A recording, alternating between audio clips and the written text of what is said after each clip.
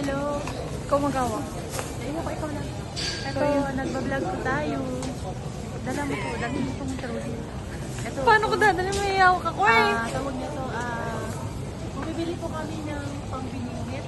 So, bumili tayo ng malagkit na bigas, bisun, saging, sago, asukal. Ito po yung gagawin natin binigit ngayong araw na to. Guys, Oh, magbabaan. let's cook our binigit today. Taas ka ba? Mino. New. Yeah. Guys, we are in that.